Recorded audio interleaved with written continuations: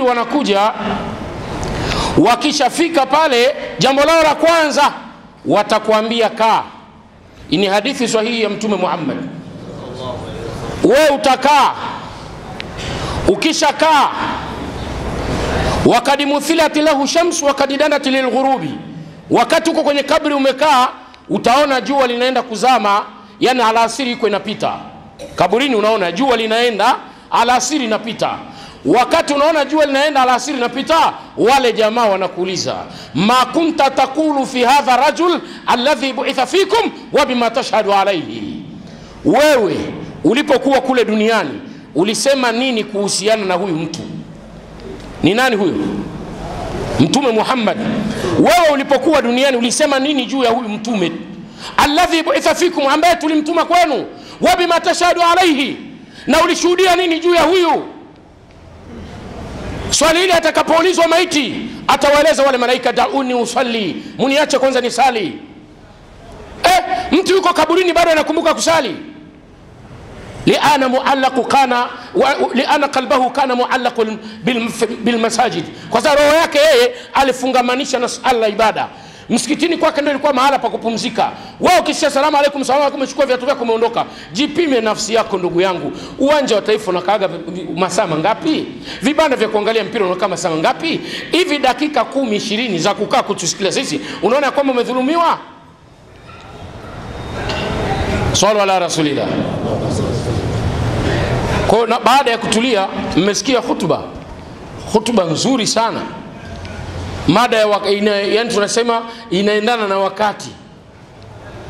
Ni kusha uongo. Ukikosa elimu ni hatari, kwa sababu hata hitima utakuwa unaenda sheikh nyumbani pale. Sasa ukimkuta sheikh ana hela, uchumi wake uko vizuri, ambia kwa nini msifanye kesho kutwa? Ufungua gari anatikisa, kwa nini msifanye kesho kutwa? Na nyinyi mmekaa familia nzima mmeamua kesho, yeye anakuambia kesho kutwa, na italazimika msubiri kesho kutwa kwa sababu nyinyi ni wajinga. Humu ndani kuna watu wanasali sala zao, wakitoka hapo nje Allah anawatupia usoni kwao. Au unasema uongo? Kuna mtu akija anasema tabajada billahi wa tab, anasema inna a'tainaka al-kauthar, hajui la mbele wala la nyuma. Na ndio maana unaona imamu wakati anasema msikiti mzima unasikia kimya, lakini kwa mbali unaweza ukasikia ujinga. Elimu, mtu mwenye elimu lazima anyenyekewe. Hutuba imeendana na wakati, lakini nje ya hayo msikiti una mahitaji. Kama kuna kitu kigumu kwa Waislamu, kila siku nasema ni kuchangia. Wapo wengine ni wepesi, lakini wengine wazito. Lakini mfano mzuri uchukueni pale uwanja wa Taifa miezi kadhaa iliyopita. Mwamposia. Lazima tuseme na tutamtaja sana. Semeni la ilaha illa Allah. Mwamposia alijaza uwanja wa Taifa juzi kati. Akaenda Mwanza akajaza Furahisha. Mwanza ndo alifunga break. Kwanza wameritadi watu zaidi ya 80, lakini alikuwa anauza kijiko cha udongo. Umesikia kile kijiko cha udongo kinachotwa kijiko kimoja buku. Umeombewa na Yesu.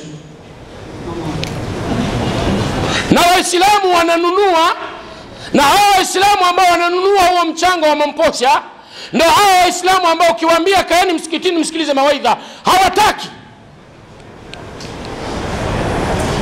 Kijiko buku, maji kila kichupa kidogo maji, wanaona kabisa yanachukuliwa ziwa Victoria, wanaambiwa maji tumeyachukua kwa, lakini yameombewa na Yesu. Nilikuwa na Yesu ndani ameyaombea, kwa hiyo mtachukua buku 2. Inna lillahi. Kuweni na wivu na dini yenu, acha kusema umechoka kuchangia dini. Ni sehemu ya ukafiri. Ukifika mahala Mungu amekupa uchumi unasema msikiti kila Ijumaa wanatubadilishia watu, mara wametuletea huyu ili wachukue zetu. Wewe unajidanganya, kwa sababu wewe kuna siku utaondoka na pesa utaacha. Wangapi walikuwa na mali hapa mjini? Hao mwajuisi mnawajua wengine kwa majina. Juzi rafiki yangu Mungu amrehemu, hapa kuna watu wa Msasani, juzi amefia India. Kijana aliyefanya, yeye ndo mtu wa kwanza kunifanya mimi nipande ndege kwa ajili ya dawa. Mzaramu, Shehali anamjua. Alinikuta msikiti Masjid Badri Mtongani, akaniambia Sheikh, nimekupenda kwa ajili ya Allah, naomba nikudhamini dawa zote utafanya Tanzania, utakuwa unalipa tiketi zako za ndege. Anasema anaenda kutibiwa, akiwa amefika kule hajaanza hata vipimo amekufa. Kuna vijana ambao pesa yao ilikuwa inaenda vizuri. Mmeambiwa hapa kuna vijana wa Kiislamu, ni vijana wale wanadhamini wacheza mpira. Ukiambiwa mshahara wa mcheza mpira mmoja ni mtihani. Kwa maisha tulionao Dar es Salaam, mcheza mpira anachukua milioni 15 kwa mwezi, wakati kuna mwalimu wa madrasa hata 2000 hapati. Juzi nimesali hapa, ukitoka Chanika Mvuti, wallahi Mvuti kule ndani kuna msikiti tumesali Jumaa iliyoisha, tumesali mvua inatunyeshea. Hivi leo jioni kuna sehemu naenda kuwachangishia, but sijasema nawachangishia hapa. Kuna msikiti nimeandaa mkutano kwa ajili ya kwa ule uchungu. Imamu anatoa salamu, analia, anasema tulishazunguka sana, tumekosa bati. Balaa pembeni yao kuna kanisa, la ilaha illa, lina kila kitu. Kifungulo le mdundo tu, msikitini mnatafutana. Lakini Waislamu kutoa hela kumpa Allah baadhi yao ni mtihani. Wao wako tayari, mwanamke amwambie baby mambo, unamwona na tabasamu la kutoka, poa vipi, umenielewa baby naomba soda, anampa 10,000. Kuna soda 10,000 kama sio unafiki.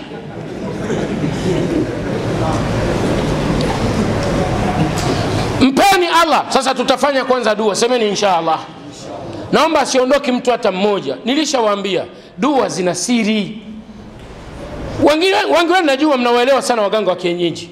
Ukifika hapa mbele mzee nimekuja, na wenyewe walivyokuwa na mikwala amefunga kitambaa chekundu, ana mashanga amevaa, alafu anafanya unasema tawile.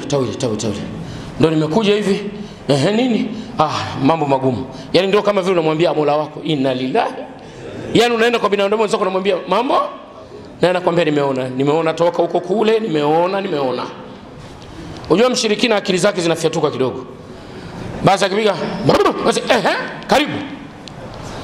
Sasa akisha kutibu anakuambia hela usinipi mimi, weka kwenye kapo. Unachukua laki unadumbukiza. Tena unadumbukiza huko unaogopa. Hiyo hapo. Anakuambia nenda. Sana akikupa atakupa dawa, alafu utamwambia nichanje chale. Ndio itaingia vizuri. Akikuchanja chale akikupaka dawa unasikia na washa hii ni ya Bagamoyo yenyewe hii, kwa sababu imekuwasha. Siku hizo wamekuwa wajanja, wanachukua pilipili na chumvi, akikuchanja anaweka sikia kumbe ni pilipili na chumvi. Salama ya Muislamu ni dua. Ni nini? Ukimwona Muislamu anakimbia dua, ni mtu anayekimbia peponi. Ni sawa na mtu anakimbia peponi, kwa sababu dua ndio inakuweka mbele ya Allah. Yani ni sawa unaenda benki pale ATM ile, una kadi yako, unataka kuchomeka hela zifanye nini? Zitoke. Ndio dua. Unapoenda kwenye dua umesimama mbele ya Allah, unataka kumwambia Allah shida zako. Watu wa kaumu Thamud walimwambia Saleh, nuridu an yakhruja min hadha aljabal naqa, tutolee ngamia kwenye ile jabali ndio tukuamini. Kama Saleh asingekuwa na ziada ya dua angefeli, lakini akawaambia subirini, si mnataka ngamia na sio mimi, uwezo wangu ni uwezo wa Allah. Niacheni niombe kambini nikasali niombe dua. Aombe nini? Mtume Muhammad Habibu ibn Malik anamwambia nataka mwezi uje utamke useme shahada la ilaha illa Allah wa annaka ya Muhammadu Rasulullah. Akamwambia sawa, naomba muda kidogo niombe nini? Dua. Nabii Isa banu Israeli wanamwambia hapa mjini kulikuwa mtoto anaitwa Sami. Tumesikia habari zake miaka 100 iliyopita amezikwa hapa. Kama unataka tukuamini, tunaomba umfufue mtu aliyezikwa miaka 100 iliyopita. Anyanyuke tumuone. Akamwambia subirieni, naomba kwanza niombe nini? Dua. Leo mwanadamu ambaye hata malaika hawamjui. Unajua kuna malaika wengine hawakujui kama uko duniani. Ukimwambia omba dua, huyo. Wewe una mtihani gani? Malaika hawa katikati hawakujui. Acha malaika, mwenye kitu wa kitongoji hakujui. Kuna watu hata mwenye kitu wa vitongoji, bwana fulani unamfahamu, fulani nani. Mwenye kiti hakujui, unajifanya wewe. Unaweza ukatoka hapo ukagongwa mzinga kuichilia mbali. Nini mtembee? Tatizo letu sisi na kutembea tutembee. Mkishazaliwa Dar es Salaam inakuwa Dar es Salaam. Ukitoka hapo Mbagala Chanika. Siru fil ardi fanzuru kaifa kana aqibatu almukaththibin. Tembeeni katika ardhi muone wale ambao walikuwa majeuri mwisho wao ulikuwa ni vipi. Nenda pale airport, omba visa ya Misri, chukua tiketi, nenda Misri, kamtazame Firauni. Nani jeuri kama Firauni? Mwili wake Allah ameufanya kuwa maonyesho kwa kizazi mpaka kizazi. Unaleta jeuri ya kugoma kwa msikitini, unakataa kuchangia. We nani katika Uislamu? Ukiacha kuchangia unamkomoa nani? Ukisema mistaki unamkomoa nani? Unaikomoa nafsi yako, kwa sababu wewe ni hadithi tu. Baada ya hapa kesho utakufa, watu wataanza kusema alikuwa na utaonekana tena. Hakuna mali itakayokusaidia wala nyumba itakayokusaidia. Kitachokusaidia ni matendo utakayofanya. Mtume Muhammad katika hadithi Husaini anasema tuba liman bana qabrahu kabla an yadkhulahu, furaha iliyoje kwa mwenye kuliandaa kaburi lake kabla hajaliendea. Naomba stoki mtu kwanza tuombe dua, semeni inshallah, alafu tuchangie kwa ajili ya nyumba ya Mwenyezi Mungu. Msikiti ukosi mambo. Inawezekana kuna watu wasema Sheikh Suleimani na yeye anatubadilishia sura. Kuna watu wana maneno machafu sheikh, kuna watu wana maneno magumu hapa msikitini. Wakristo wenyewe ndio maana dini yao ni ya kumuumua. Yeye anaweza kaja mchungaji hapa akasema sadaka Jumapili iliyoisha ilikuwa milioni, lakini mke wangu alienda saluni. Utasikia wote amina baba mchungaji, yameisha. Njoo hapa mbele uambie Waislamu inshallah 70,000 iliyobaki ile ya juzi, si mnaikumbuka? Ndio mke wangu alipata malaria. Kabla ya jamaa kuna mtu amekaa pale anasema tulijua tu, ndio maana unavaa kanzu mpya utatua. Alafu anasema akai, anasema anaondoka. Sasa anasema amekaa, tulijua tu, ndio maana unavaa kanzu mpya. Huyo anaondoka. Sijui tumerogwa na nani Waislamu. Wallahi Waislamu ili utoe hela zao mpaka wapige mkwala utafute zile aya, yani utafute aya zile za kaburi, maana Waislamu wengi wanaogopa kufa. Zile aya za kaburi zile ndio uwatandike. Wakristo wanaimba tu toa ndugu toa ulicho nacho, Bwana anakuona paka mfukoni mwako. Hamna aya wala hadithi za Waislamu mpaka uanze kaburini kuna nyoka 7 anamgusa mzee. Umesikia balaa hilo? Ikikugonga ardhi ya kwanza shehe tutoe tumekwisha. Ndio watu hao shehe, basi aishi utatumaliza. Chukua. Sisi tumerogwa na nani sisi wallahi? Al-aql wa nafsi idha safat wa idha zakat tabi'a ta'lim Allah wa manahajiha. Ifike mahala nafsi yenyewe ielekee kule na kutaka Allah kabla ya kusukumwa. Rabbana atina fid dunya hasana. Wekeni mikono vizuri tuombe dua. Rabbana atina fid dunya hasana. itikia dua rabbana atina fid dunya hasana wa fil akhirati hasana wa qina adhaban nar. اللهم خرمنا الشر وبشرنا على النار يا رب العالمين. اللهم ثبتنا قدامنا على صراط رب العالمين. يا من تفرد بالجلال والعطاء يا الله، وقنا وقفنا يا رب شر ما قضيت يا الله. يا من حدمينا بالعطاء يا الله، حليم وسيء خطايا يا الله، برحمتك يا عزيز يا غفار، ويا علم السر وما في الضمير يا الله، فانصرنا شر الحاسدين والظالمين يا الله. الحمد لله يا رب mikono yetu tumenyanyua. Ilahi dhiki na matatizo tuliokuwa nayo wewe Allah unajua. Tukubalie hii dua iwe kun fayakun. Ilahi hii ni nyumba yako na wanaosali humu ni waja wako. Tunawaomba waja wako wachangie kwa ajili ya nyumba yako. Tutafutie wale ambao unaamini unawapenda na wewe wanakupenda, watakaotoa sadaka kwa mikono yao ya kuume, na mikono yao ya kuume utaenda kuipa nguvu kuwa ndio fimbo ya matatizo yao. Tunakuomba kwa jina lako tukufu la Allah, kama ulivyosema wewe una majina mazuri na ukataka tukuombe kwa majina hayo. Tunakuomba kwa jina Ar-Rahmani, Ar-Rahim, Al-Maliku, Al-Qudus, As-Salam, Al-Mu'minu, Al-Muhaiminu, Al-Aziz, Al-Jabbar. Tena wewe ni Jabbar. Tukisema ya Jabbar utajabarta bil jabar wal jabar fil jabar jabaruka ya Jabbar. Ilahi tunakuomba kila atakayesimama mpe mema duniani na kesho akhera. Akiwa ni mfanya biashara mkunjulie biashara zake, mfanya kazi wa serikali mnyanyue daraja, na yule ambaye Mwenyezi Mungu pengine umri wake umekwisha, Allah muongezee umri ili apate muda wa kufanyia toba. Madhambi tunaofanya ni makubwa na ni mengi. Ikiwa hautatusamehe hakuna wa kutusamehe. Ilahi tutakuwa tumeangamia. Ni sisi kundi la Waislamu peke yetu katika waja wako wote duniani. Ni sisi Waislamu tu ndio tunaamini wewe ni mmoja. Sisi tunaamini haukuzaa, sisi tunaamini haukuzaliwa, sisi tunaamini hauna unayefanana naye. Allah tunaamini wewe upo, Allah tunaamini hauonekani, Allah tunaamini wewe ni muweza, Allah tunaamini wewe hauna mtoto, lakini waliobaki wote Allah wanakushirikisha. Tunaomba hawa watakaosimama katika sehemu ya Waislamu msikitini hapa ya Rabbi, kwa utukufu tulioutaja na namna tunavyokubali kwamba wewe hauna mshirika, Ilahi kila atakayesimama mnyanyue daraja. Sema amin. Kila atakayesimama mnyanyue daraja, mfanye kuwa mfalme mbele ya maadui zake. Semeni amin. naomba nipate watu 30 wampe Allah shilingi 10,000 kwa ajili ya nyumba ya Allah. Naomba watu 30 na mtu wa kwanza tayari. Nani wa pili? Vijana nyanyukeni. Vijana nyanyukeni. Najua mnajiandaa kwenda kwenye mechi ya Simba na Al Ahly. Nyanyukeni, toeni kwa ajili ya Allah. Sio mnaenda kukata tiketi za mechi. Mzee wangu Mwenyezi Mungu akuzidishie kupita kwake. Ukienda utapokelewa. Anaitwa Sheikh Abubakar, mzuri sana. Yani kama unavyomuona Mazinge anavowabana wasiokuwa Waislamu, basi huyu ni hatari. Sasa yeye anawabana kwa kutumia kile Kiswahili kibovu cha Kongo, ndio utaona raha inaongezeka. Sema la ilaha illa Allah. Tuseme tena la ilaha illa Allah.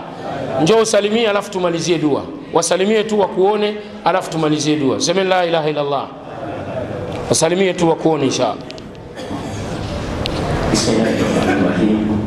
Assalamu alaykum wa rahmatullahi wa barakatuh. Taja jina lako. Naam, kwa majina naitwa Abubakar Mdana Mpenda Risasi. Ndio jina langu. Unatoka wapi? Uvira, jana sisi tunapakana na mji wa Bujumbura.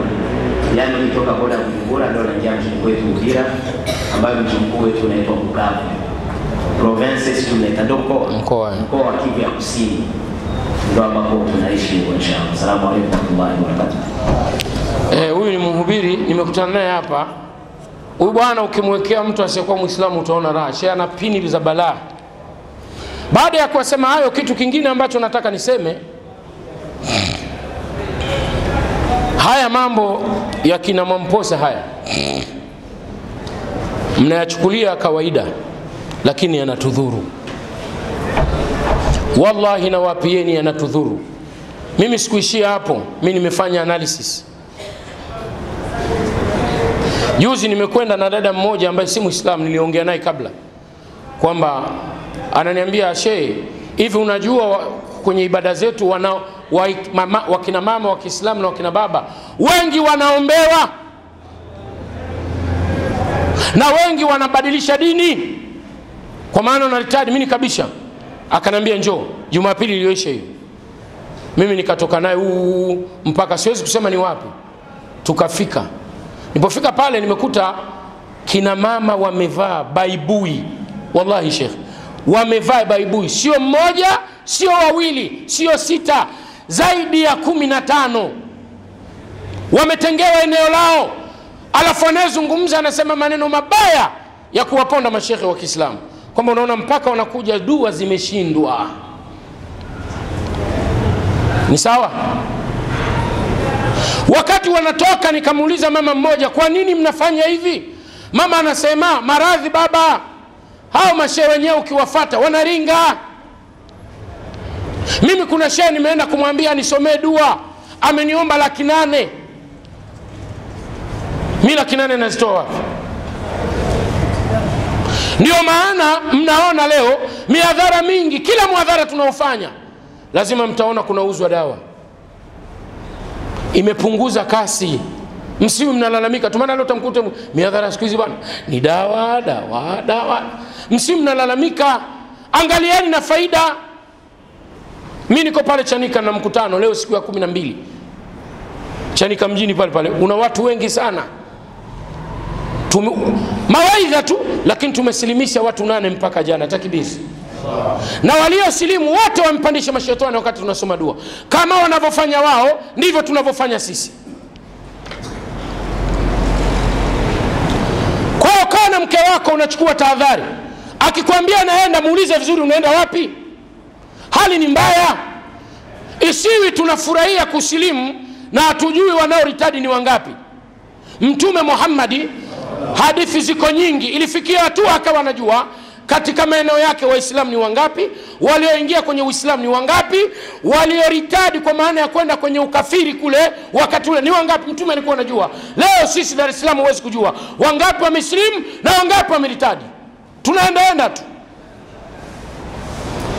Alafu anasimama mtu anaponda harakati. Ndio maana msikiti wa Mtambani mimi namuombea sana dua huyu imamu, Mwenyezi Mungu amzidishie. Bila huyu mzee imamu huyu wengine tungekuwa tunahubiri wapi? Maana sasa hivi msikiti mkubwa ambao tumebaki wahadhiri tunapewa nafasi ni hapa Mtambani. Ukiona mtu amekupa hutuba, shekhe anakuheshimu. Sijui mnanielewa? Ukimwona mtu amekupa mimbari anakukubali. Hapa hutuba wakati unasema hakuna anayetakiwa kubisha. Kwa unaweza ukawavuruga watu hapa, ukatukana, ukachamba. Mwenyezi Mungu amzidishie umri. Na kama kuna mtu anampiga vita, aje nitume ile mimi namuombea dua. Semeni amin.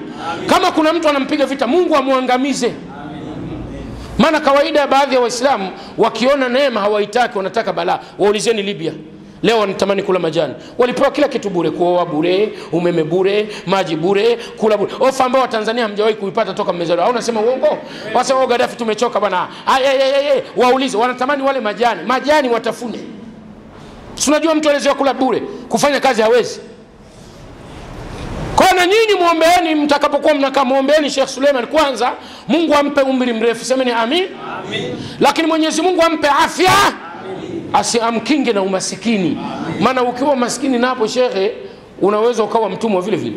Wewe angalia kwenye familia yenu, anaweza kuwa mdogo wenu ndo ana hela. Wewe ni kapukupuku. Kikifanyika kikao, hakifunguli mpaka mdogo wenu afike. Pamoja na wewe kaka umefika. Tena unaweza kuwa kaka wa kwanza lakini huna mzigo. Ukifika kwenye kikao unamwambia mama tufunge, tulia, mdogo wako hajafika. Mwanangu hajafika. Subiri mwanangu. Iwe sio mwanae, mwanangu afiki. Akifika akikosa, sasa hapa kikao kifunguliwa. Kikifunguliwa kikao, kila mtu akitoa wazo linaonekana halina maana. Yeye akisema tu hata la hovyo, unasikia watu wanapiga makofi mpaka wewe unasema ndio maana dogo tulikuwa tunakusubiri. Wewe ni hatari. Jambo la hovyo lakini unakubali kwa sababu huna mzigo. Wakati mwingine ukinyoosha mkono unataka na wewe uchangie, acha fujo, kijana kaisha sema unataka kumuudhi. Acha fujo. Unatulia hivi. Ndugu zangu, ninayo dawa nimewaletea, lakini sio bure. Mtachangia sadaka. Semeni la ilaha illa Allah. Huyo hapana. Mimi nilikuwa na mufti, naibu yani katibu wa mufti Sheikh Zakuani, tulikuwa naye hapa, amepanda ndege alfajiri ya leo anarudi Kinshasa. Inaitwa Nzetea Kopela. Ni kikongo hicho, yani mti unaowaka. Wenzetu, labda nasema na huyu yuko hapa, wenzetu, unaona hii Tanzania hii na ukubwa wake inaweza ikaingia Kongo mara 3. Au unasema uongo? Yani unaingiza hii Tanzania yote na ukubwa wake ndani ya Kongo mara ngapi? Kwa ule ukubwa. Kwa sababu kuna sehemu Kongo ili ufike ni lazima upande ndege tu. Unaweza ukafika lakini ukachukua mpaka siku 30. Kwa mfano huko Kindu unataka kwenda Kinshasa kwa kupitia mto Fleuve Congo, utapanda meli wiki 2. Na hapa Dar es Salaam, badala ya Dar es Salaam tuna meli zinatoka Ulaya zinatumia wiki ngapi? 2. Lakini ndani ya nchi moja unasafiri kutumia mto wiki ngapi? 2, kwa sababu ya ukubwa. Na hivyo hivyo Mungu amewapa msitu. Kama kuna nchi ina misitu mikubwa, Kongo ni namba 2 duniani baada ya kwanza ule wa Amazon. Kongo kuna sehemu unaweza ukatembea, kwa mfano ile sehemu tuliotekwa na huyu. Msimuone huyo khatibu wenu shehe, ni muoga sijaona. Tuliwahi kusali sehemu moja ikapigwa mabomu, yuko hapa Allahu Akbar, yeye ndo amepewa salishi. Maana alhamdulillah na sauti nzuri, kama tumesafiri watu tunamwambia salishi. Sasa yuko hapa Allahu Akbar, kikapigwa kitu akamaliza sala hapa, assalamu alaykum wa rahmatullah. Hapa akamaliza sala. Allahu Akbar. Kule tulikotekwa Kongo ni mchi ambayo ina msitu mkubwa, na sio msitu. Kuna sehemu Kongo hospitali hakuna. Nasema uongo shehe? Wakiumwa wanajitibu kutumia miti. Ndio maana nchi ambayo Mungu amewajalia wale watu kuwa na dawa. Hii dawa, huu mti ambao nazungumza, viko vipaketi 14. Huu mti ambao nazungumza sina namna ya kukuonyesha ushahidi. Mimi niliukuta kwa mara ya kwanza kwa Kimusi ukiwa wenyewe haujasagwa. Wanauita Nzetea Kopela kwa maana mti unaowaka, kwa sababu mti huu wenyewe siku ya kwanza nafika wananiambia Sheikh, hapa kuna kitu cha ajabu, unaweza kadhani ni mazingaombo. Kasema wakaambia unaona huu mti, chukua balbu, kiweka balbu inawaka. Ni mti. Sasa kuna watu wameumbwa ubishi. Hapa mimi ni mtu wa Kigoma. Na unaumu watu wa Kigoma si wapo Kigoma kaskazini, kama unatoka Mwamgongo unakuja Kigoma mjini, unapita Gombe National Park. Gombe National kuna kupatikana hizi soko. Ukiwa unaimaliza Gombe National Park, wazee wa zamani nakumbuka pale kona pale kuna kijiji kinaitwa Kazinga. Ukiwa unaingia, zamani kulikuwa mti wa kishirikina pale, ulikuwa unaitwa Inama ni Kuchume. ni mti, matawi yake yalikuwa juu hivi. Ukifika pale unavua nguo zote unasema nimekuja, inama nikuchume, matawi yanainama, unachuma unaondoka, lakini lazima ubaki uchi. Ulikuwa ni mti wa kishirikina na wengi walikufuru. Ni miti ambayo wazee wa zamani ukiwaambia hivi vitu kwao ni vitu vya kawaida. Bahati mbaya sisi tunakwenda kumaliza karibuni nchi yote kwa ajili ya makazi. Sasa hivi unajua Dar es Salaam unaweza kutoka hapa mpaka Mbande usikutane na pori. Kote kuna nyumba. Sasa dawa hii ni dawa ambayo kwanza inatibu au inamaliza tatizo la jimai. Sisemi kwa sababu ninayo, mimi mwenyewe ninaitumia. Na hapa Waislamu lazima tuambiane, tusistiziane. Kama kuna mtihani leo watu wanapigiwa kelele, ni tendo la jimai. Mtume Muhammad katika hadithi sahihi alisema, ifike mahala unamuuliza mke wako na kutosheleza, mke wangu unatosheka, au unasema uongo, natosheka. Lakini wanyoshe mikono wanaume wanne hapa ambao wana hilo jeuri sasa hivi. Amwambie mke wangu nakutosheleza. Sasa hivi unakutana kijana mdogo miaka 24, wallahi kesi kwa shekhe, mimi naomba niandikiwe talaka kwa sababu nilichokifuata sikipati vizuri.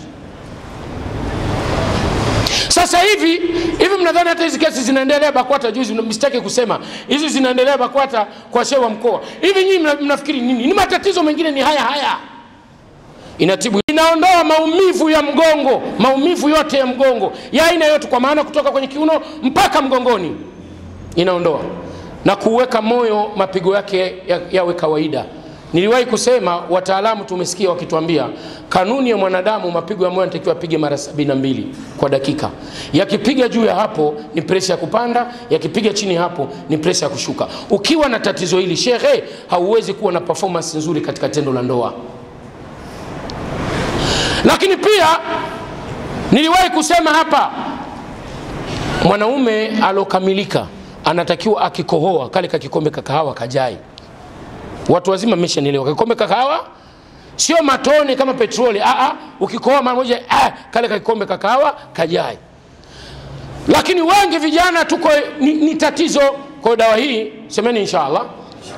Lakini upande wa wanawake wale wenye matatizo ya, maana sisi kwa wanaume tunasema ngiri ni mshipa, kwa wanawake tunasema chango la uzazi.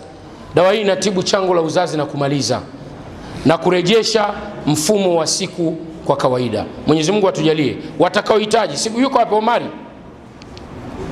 yule pale, kijana yule ni mtoto wa Sheikh Hashim Bonde, yule kijana wake Sheikh Hashim Bonde.